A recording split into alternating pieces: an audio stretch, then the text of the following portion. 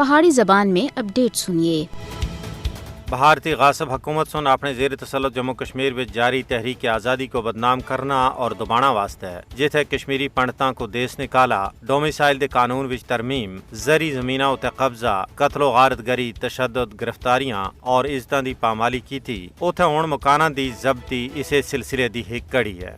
قابض انتظامیہ سن ضلع سری نگر وچ مزید 5 رہائشی مکان غیر قانونی سرگرمیاں دی روک تھام دے کالے قانون UAPA دے تحت ضبط کر کے دن۔ بھارتی غاصب فوج پرتشدد فوجی کاروائیاں دے دوران بھی کشمیریاں دی کاراں کو مسلسل تباہ و برباد کر رہی ہے۔ اس دی یہ گل ثابت ہوندی ہے کہ فسطائی مودی حکومت کشمیریاں کو اپنے ہی وطناں وچ بے کار کر رہی ہے۔ مودی حکومت نہ صرف کشمیریاں کو بے کار بلکہ انہاں کو اپنی پچھان تھی بھی محروم کرنا دی کوششاں وچ مصروف ہے، جس دا مقصد جموں کشمیر کو بھارتی رنگ وچ رنگنا ہے۔ فسطائی حکومت سن اپنی تازہ اقدام دے تحت کاٹ تھی کاٹ 18 تعلیمی اداریاں دے نام بھارتی فوج دے ہلاک ہونا والے اہلکاراں دے نام اتے رکھ دیتے ہیں۔ محکمہ سکول ایجوکیشن کو اس حوالے نال فوری اقدامات کرنے دی ہدایت کیتی گئی ہے۔ ضلع دے ڈپٹی کمشنراں کو بھی اس گل دی ہدایت کیتی گئی ہے کہ وہ ناماں دی تبدیلی دے سلسلے وچ تقریبات دا انعقاد کرن۔ بھارتی فسطائی مودی حکومت سارے سیاہ کرتوت اس واسطے عملا رہی ہے تاکہ تحریک آزادی کشمیر واسطے جد و جہد کرنا والے لوگ خوفزدہ ہو کے